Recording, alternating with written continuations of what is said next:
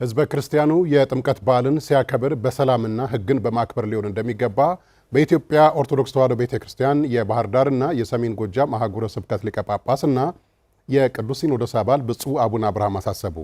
ብፁዕ አቡነ አብርሃም የእንኳን አደረሳችሁ መልእክት አስተላልፈዋል። ዘገባው የበለጠ ጥላሁን ነው። ትርንጎ ይፍሩት አቀርበዋለች።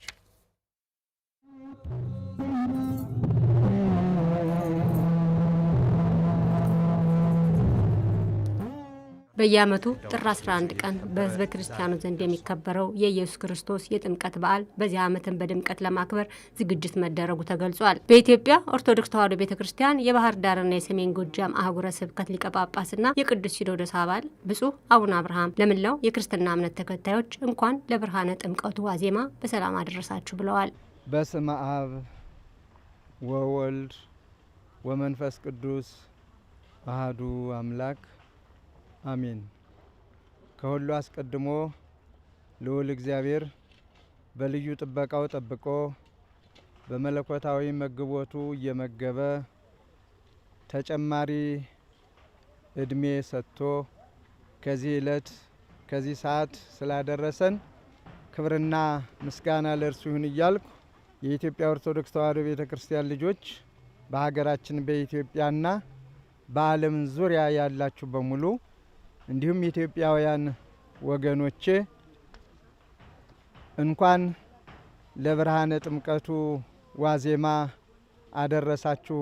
ብርሃነ ጥምቀቱ የሰላም፣ የፍቅር፣ የደስታ፣ የበረከት በዓል ሆኖ እናከብረው ዘንድ አምላካችን እግዚአብሔር ቅዱስ ፈቃዱ ይሁንልን። በዓላትን ስናከብር በስርዓት በአግባቡ በፍቅርና በሰላም መሆን እንዳለበት የሐዋርያው ቅዱስ ጳውሎስ መልእክት ወደ ቆሮንቶስ ሰዎች በምዕራፍ 14 ቁጥር 1 ላይ ያስተምረናል ያሉት ብፁዕ አቡነ አብርሃም ህዝበ ክርስቲያኑ የጥምቀት በዓልን በሰላምና በፍቅር እንዲያከብረው መልእክት አስተላልፈዋል። ማንኛውንም ነገር ስናከብር በስርዓት በአግባብ በፍቅር በሰላም መሆን እንዳለበት ቅዱስ ጳውሎስ ያስተምረናል። በአግባቡና በስርዓቱ የምናከብረው ነገር ሁሉ ደግሞ በእግዚአብሔርም ዘንድ እጅግ ደስ የሚያሰኝ ክብርንም የሚያሰጥ በመሆኑ ቅዱስ ጳውሎስ ሁሉ ነገር በስርዓትና በአግባብ ይሁን ብሎናል። በዓለ ጥምቀቱን በሰላምና በፍቅር በስርዓትና በሕግ እንድናከብረው በቤተ ክርስቲያን ስም መልእክቴን አስተላልፋለሁ። የ2018 ዓ.ም የጥምቀት በዓልን ለማክበር ዝግጅት መደረጉን የገለጹት ብፁዕ አቡነ አብርሃም ብርሃነ ጥምቀቱ የሰላምና የፍቅር በዓል እንዲሆንም ተመኝተዋል። እንደተለመደው በዓለ ጥምቀቱን በሰላምና በፍቅር በስርዓትና በሕግ እንድናከብረው በቤተ ክርስቲያን ስም መልእክቴን አስተላልፋለሁ።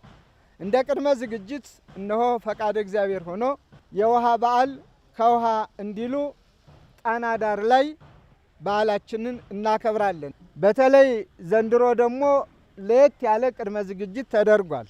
ስለዚህ ለየት ያለ በዓላችንን ጥንት አባቶቻችን ባከበሩበት፣ ጥንት አባቶቻችን ለእግዚአብሔር ውዳሴ ዝማሬ ባቀረቡበት፣ ጥንት አባቶቻችን ፍቅርን በመሰረቱበት በዚሁ በዓላችንን ስናከብር በደስታ ነውና የደስታው ተካፋዮች የምስራቹ ተናጋሪዎች ሆነን በዓሉን እንድናከብር አሁንም ደጋግሜ በቤተ ክርስቲያን ስም አሳስባለሁ።